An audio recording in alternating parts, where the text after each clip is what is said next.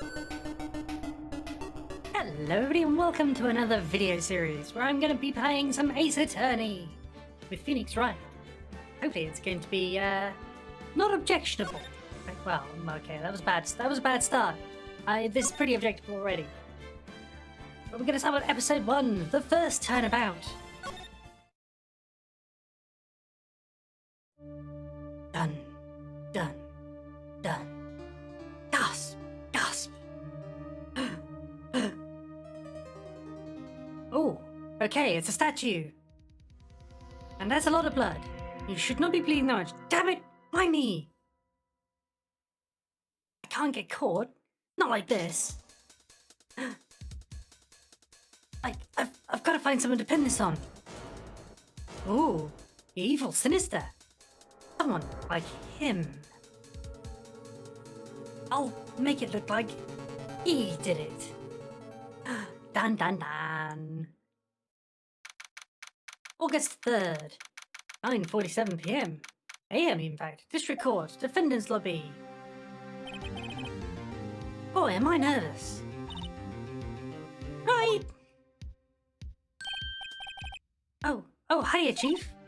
Phew, I'm glad I made it on time. Well, I have to say, Phoenix, I'm impressed.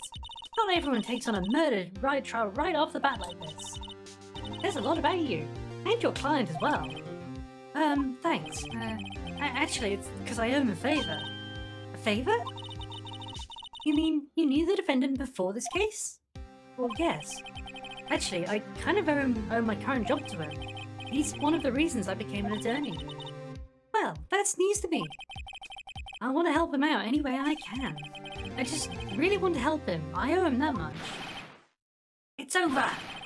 My life! Everything! It's over! Is that your client screaming over there? Yeah, that's him. Death! Despair! Oh!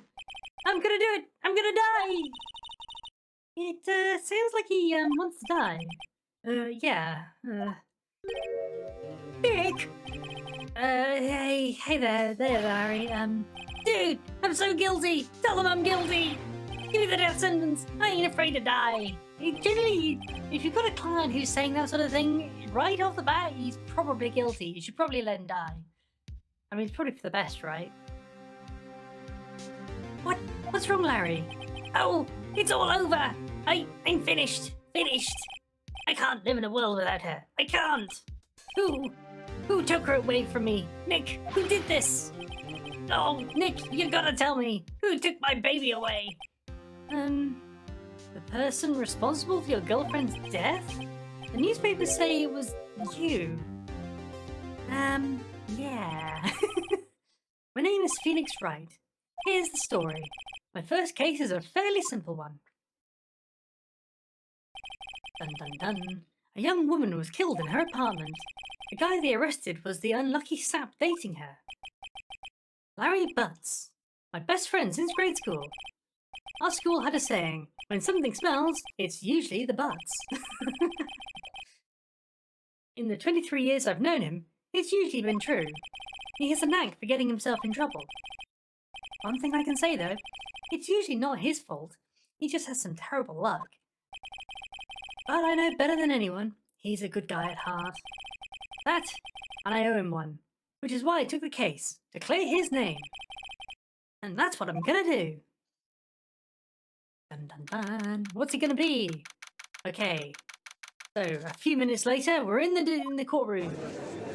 Everybody's chatting. Blah blah blah blah blah. Court is now in session for the trial of Larry Butts. Prosecution is ready, Your Honor. The defense is ready, Your Honor. Mr. Wright, this is your first trial, is it not? Yes, Your Honor. I'm a little nervous. Your conduct during this trial will decide the fate of your client. Murder is a serious charge. For your client's sake, I hope you can control your nerves. Thank you, Your Honor.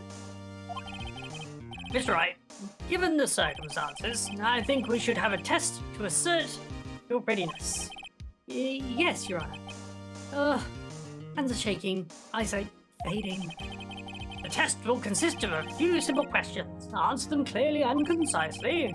Please state the name of the defendant in this case. The defendant? That's Larry Butts. The defendant? Well, that's Larry Butts, Your Honor. Correct. Just keep your wits about you and you'll do fine. Next question. This is a murder trial. Tell me, what's the victim's name? Whew, I know this one. Glad I read the case report cover so many times. It's, wait, oh no. No way, I forgot. Oh, I'm drawing a total blank here. Felix, are you absolutely sure you're up to this? You don't even know the victim's name. Oh, the victim. Oh, of course, I know the victim's name. I, just forgot temporarily. I think I feel a migraine coming on. Look, the victim's name is listed on the court record. Just press the tab to check it at any time, okay? Okay. Cindy's autopsy report. Cause of death, loss of blood due to blunt trauma. Remember, to check it often. Do it for me, please. I'm begging you. Mr. Wright, who is the victim in this case? We're gonna go with Cinderblock. No, Cindy Stone. The victim's name is Cindy Stone. Good, correct. Yes, nod. Now, tell me, what was the cause of death? She died because she was hit with a blunt object. I just read that. I know. She was struck once with a blunt object. Correct. You've answered all my questions. I see no reason why we shouldn't proceed. You seem much more relaxed, Mr. Wright. Good for you. Thank you, Your Honor. Because I don't feel relaxed, that's for sure. Well then, first, a question for the prosecution. Mr. Payne. Yes, Your Honor. As Mr. Wright has just told us, the victim was struck with a blunt object. Would you explain to the court just what that object was? The murder weapon was the statue of the thinker. It was found lying on the floor, next to the victim. I see. The court accepts that into evidence. Okay, the statue of the thinker is rather heavy. Right. Be sure to pay attention to any evidence added during the trial. That evidence is the only ammunition you have in court. Use tab to check the court record frequently. Thankfully I don't have to press tab. Mr. Payne, the prosecution may call its first witness. The prosecution calls defendant Mr. Butts to the stand. Chief, what do I do now? Pay attention. You don't want to miss any information that might help your client's case. You'll get a chance to respond to the prosecution later, so be ready. Let's just hope he doesn't say anything unfortunate. Larry gets excited easily. This could be bad. I think it might well go horribly bad for him. Oh, look how cocky he looks. Mr. Butts, is it not true that the victim had recently dumped you? Hey, what's it, buddy? We were great together. We were Romeo and Juliet, Cleopatra and Mark and Antony. Didn't they all die? I wasn't dumped. She just wasn't taking my phone calls or seeing me. Never. Well, what's it to you anyway? Mr. Butts, what you describe generally is what we mean by dumped. In fact, she had completely abandoned you and was seeing other men. She had just returned from overseas with one of them the day before the murder. What do you mean, one of them? Lies, all of it, lies. I don't believe a word of it. Your Honor, the victim's passport. According to this, she was in Paris until the day before she died. Passport added to court record. Oh wait, I didn't read it. Hang on. Indeed. She appears to have returned the day before the murder. What did it say? Indeed, it did. The day before the murder, 7th to the 30th. Wait. 30th of the 7th? Dude, no way. The victim was a model, but did not have a large income. It appears that she had several sugar daddies. Daddies? Sugar? Yes, older men who gave her money and gifts. She took their money and used it to support her lifestyle. Dude. We can clearly see what kind of woman this Miss Stone was. Tell me, Mr. Butts, what do you think of her now? Right? I don't think you want him to answer that question. Yeah, Larry has a way of running his mouth in all the wrong directions. Should I... stop him from answering? Ooh, my client has no idea the victim was seeing other men. That question is irrelevant to this case. Ooh. Dude, Nick, what do you mean, irrelevant? That's cheating, She-Dog. I'm gonna die. I'm just gonna drop dead. Yeah, and when I meet her in the afterlife, I'm going to get to the bottom of this. Ooh, that sounds pretty incriminating. Let's continue with the trial, shall we? I believe the accused's motive is clear to everybody. Yes, right. Oh boy, this is so not looking good. Next question. You went to the victim's apartment on the day of the murder, did you not? Well, did you or did you not? Yeah. Well, maybe I did. Maybe I didn't. Uh-oh, he went. What do I do? Have him answer honestly. I know. I'll send him a signal. Oh dear, that's never gonna tell the truth. Yeah, I was there. I went. You gotta be honest in these things. Order! Well, Mr. Bucks. Dude, chill. It wasn't home, man. So, I didn't see it. Ooh. Your Honor, the defendant is lying. Lying? The prosecution would like to call a witness who can prove Mr. Buds is lying. Well, that simplifies matters. Who is your witness? The man who found the victim's body. Just before making the gruesome discovery, he saw the defendant fleeing the scene of the crime. Well, that's pretty unfortunate for him, isn't it? Order in the court. Mr. Payne, the prosecution may call its witness. Yes, Your Honor. This is bad. On the day of the murder, my witness was selling newspapers at the victim's building. Please bring Mr. Frank Sharwood? Sharwood. I think he spelled it as Sharwood. Frank Sharwood to the stand. Yes, look at him. He's very happy. Mr. Sharwood, you sell newspaper subscriptions, is that correct? Oh yes, newspapers, yes. Mr. Sharwood, you may proceed with your testimony. Please tell the court what you saw on the day of the murder. Witness's account. What have we got? What's he going to tell us? I was going door to door, selling subscriptions, when I saw a man fleeing an apartment. And I thought he must have been in a hurry because he left the door half open behind him. Thinking it was strange, I looked inside the apartment. Then I saw her lying there, a woman, not moving, dead. I quailed in fright and found myself unable to go inside. I thought to call the police immediately. However, the phone in her apartment wasn't working.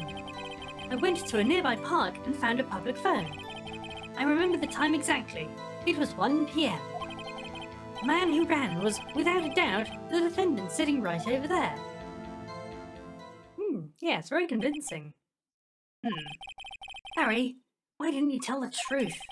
I can't defend you against a testimony like that. Incidentally, why wasn't the phone in the victim's apartment working? Your Honor, at the time of the murder, there was a blackout in the building. Aren't phones supposed to work during a blackout? Yes, Your Honor. However, some cordless phones do not function normally. The phone that Mr. Sharwood used was one of those. Your Honor, I have a record of the blackout for your perusal. Blackout record? Very well. From noon till 6 p.m. Now, Mr. Wright. Yes, Your Honor. You may begin your cross-examination. Cross-examination, Your Honor? Alright, Wright, this is it, the real deal. What exactly am I supposed to do? Why, you're supposed to expose the lies in the testimony the witness just gave. Lies? What, he was lying? Your client is innocent, right? Then the witness must have lied in his testimony. Or is your client really guilty? Oh, how do I prove he's not? You hold the key. It's in the evidence. Compare the witness's testimony to the evidence at hand. There's bound to be a contradiction in there. First, find contradictions between the court record and the witness testimony. Then, once you've found the contradicting evidence, present it and rub it in the witness's face. Literally, just rub it in there. Open the court record and then point out the contradictions in the testimony. Okay, so let's go through and see what we've got that proves him wrong. Okay, so witness testimony. Door to door, selling subscriptions. No, we know this. Okay, so he left the door half open behind him. Thinking it was a stranger, I looked inside the apartment. I saw her lying there, a woman, not moving, dead. I quailed in fright and found myself unable to go inside. Now, he did say he tried to use the phone.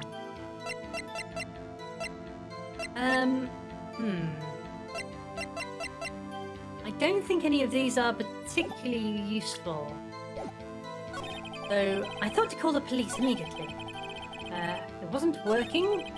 I went to a nearby park and found a public phone.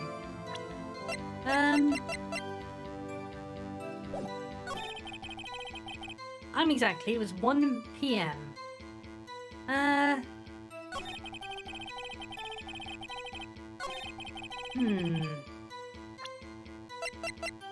How does he know the time? Okay, let's press him on this. Hold it! 1 p.m. Are you certain? Yes, absolutely. He seems confident. 1 p.m.? Right. Doesn't that seem strange to you? Present some evidence to contradict him. Okay, so... It was noon, yes, okay, so I'm pretty sure it's this. Objection! Oh, no, okay. This evidence clearly reveals the contradiction in this statement, Your Honor. How exactly are the evidence and the statement just now related? They aren't, are they? No, not at all. Mr. Wright, please think the facts over before making accusations. Oh, have I missed something? Profiles.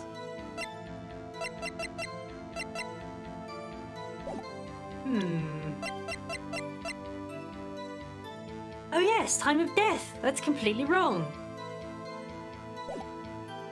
Okay. Let's get back to that. We'll do it again. I think I know the 1 p.m. Okay, so present time of death. Objection! You found the body at 1 p.m. Are you sure? Yes, it was 1 p.m. for certain. Ooh. Frankly, I find that hard to believe. Your statement directly contradicts the autopsy report. The autopsy notes the time of death was sometime after 4 p.m. There was no body to find at 1 p.m. How do you explain this 3-hour gap?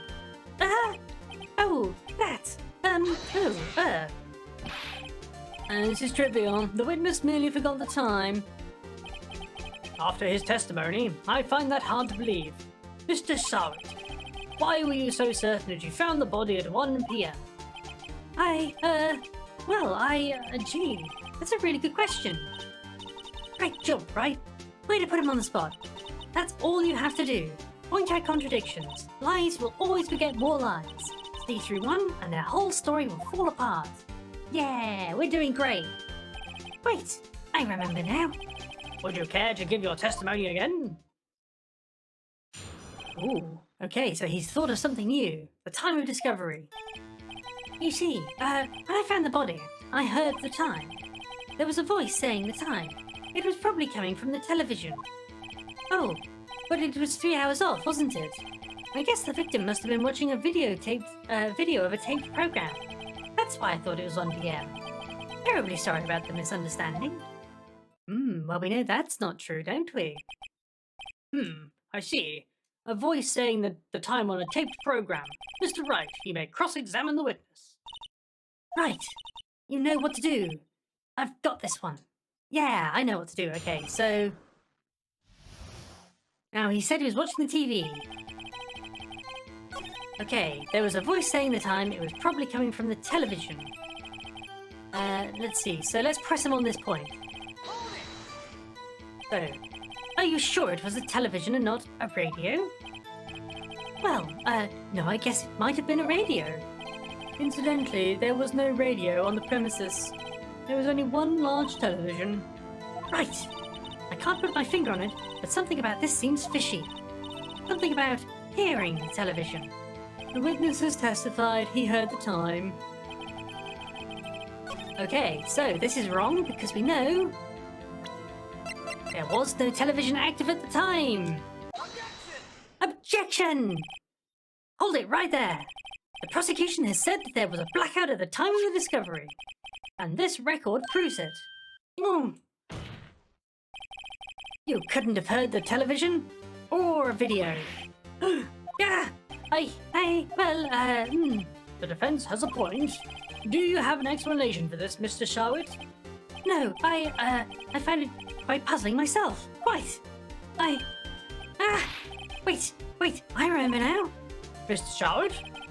The court would prefer to hear an accurate testimony from the very beginning. These constant corrections are harming your credibility. That, and you seem rather distraught. My apologies, Your Honor. It must have been the shock of finding the body. Very well, Mr. Sharwitt. Let's hear your testimony once more, please. He's definitely dripping with sweat here. Actually, I didn't hear the time. I saw it.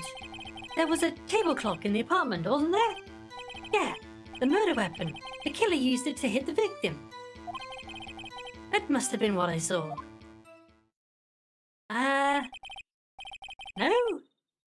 No, the murdered weapon was a statue. The defense may cross-examine the witness. Gladly. Okay, well, we're going to go straight to the murder weapon then. So let's skip through. There was a table clock in the apartment. The murder weapon. Okay, let's just double check him on this. The murder weapon? Yes, the table clock that was used as a weapon. That's what I just said. Did you doze off in the middle of my testimony or something? Ooh, okay. Okay, let's do this then. So present the murder weapon. Objection! Wait, just a moment. The murder weapon wasn't a clock. It was this statue. Now, how is this supposed to be a clock? What? You with your objections and your evidence? Just who do you think you are? Just answer the question, Mr. Sharwitt. Hey, I saw it there, okay? It's a clock. Your Honor, if I may. Yes, Mr. Payne. As the witness stated, this statue is indeed a clock. The neck is a switch. You just tilt it, and it says the time out loud. As it doesn't look like a clock, I submitted it as a statue. My apologies. I see. So, the murder weapon was a table clock after all. Well, Mr. Wright, it appears the witness's testimony was correct. This is a clock. Do you have any problems with his testimony now? Yes, more problems. Your Honor, there is a gaping hole in the witness's testimony. The only way he could have known the weapon was a clock is to hold it in his hand. Yet the witness testified he never entered the apartment.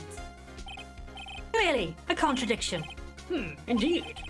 The witness knew it was a clock because he, went into the apartment. You're lying. You were inside the apartment on the day of the murder. Oh yeah? Well, prove it. Prove I was in there. Ooh, I'll do better than that. I can prove you were the one who killed her. You struck her with the clock, and the shock of the blow triggered the clock's voice. That was the sound you heard. Ooh, going full on in attack mode now.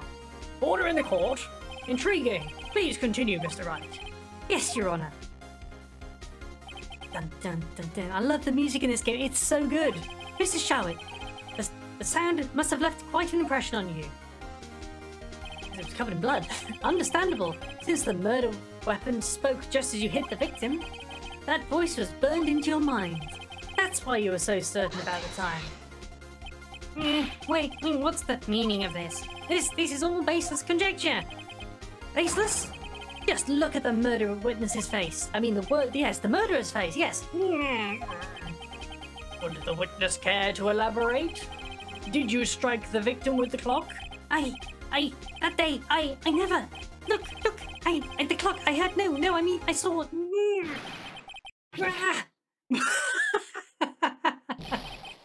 back! Shut up, shut up, shut up! I hate you! It was him, I tell you. I saw him. He killed her, and he should burn. Burn! Give him death! Ooh, he's very aggressive now. Order! Order in the court, I say! Your Honor, a moment, please. There isn't a shred of evidence supporting the defense's claims. Mr. Wright, Your Honor? you claim the sound of the witness heard came from the clock. Do you have any evidence? The whole case is riding on this. I'd better think it through carefully. Your Honor? The sound, Mr. Horowitz, was definitely this clock. The fact which is clear if you simply, try sounding the clock, I guess. Let's sound the clock here, now in this courtroom. Your Honor, may I have the clock? I ask the court to listen very carefully. Beep. I think it's 8:25. That's strange. That certainly is a strange way to announce the time. Well, he is the thinker after all. So, we've heard the clock. What are your conclusions, Mr. Wright? Mr. Payne, can you tell me what time it is now? It's 11:45. As you can see, this clock is exactly 3 hours slow. Precisely the discrepancy between what Mr. Showett heard and the actual time of death. So, Mr. Showett, try to talk your way out of this one. Here, you forgot one thing. Uh-oh, what's he talking about now? Well, it may seem that this clock is running 3 hours slow. It proves nothing. How do you know it was running 3 hours slow on the day of the murder? You can't prove that. You don't have a case. He's right. How am I going to prove that? Damn it. I was so close. Mr. Wright, it seems you lack the critical evidence to support your claim. Oh no. Yes, Your Honor. This means I cannot let you indict the witness. Unfortunately. This ends the cross-examination of Mr. Frank Showett. I came all the way down here to testify, and look what happens. You treat me like a criminal. A criminal. You liars are all slime. Ugh, I almost had him. Sorry, Larry. I failed you. There's nothing I can do about it now. I feel like there's got to be something, right?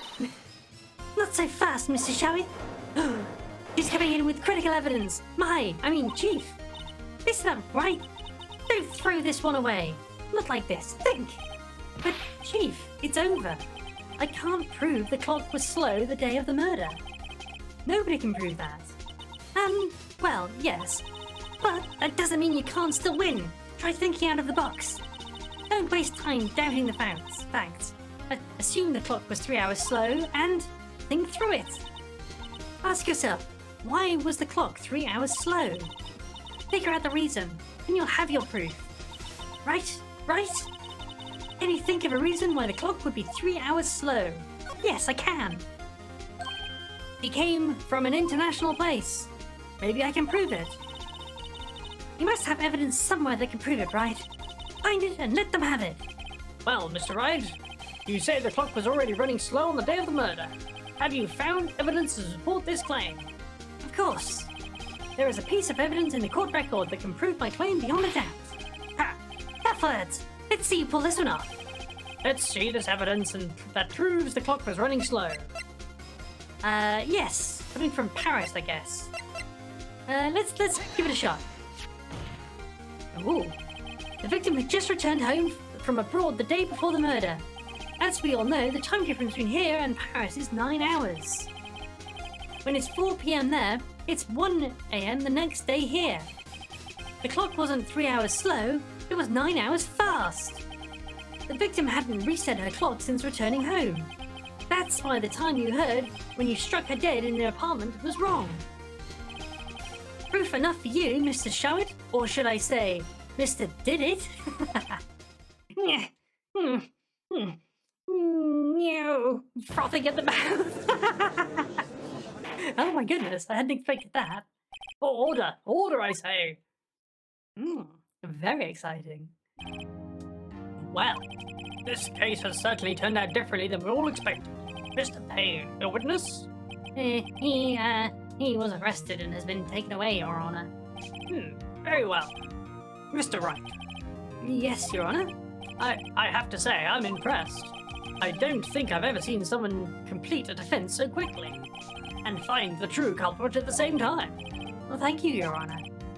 At this point, this is only a formality, but the court finds the defendant, Mr. Larry Butts, not guilty.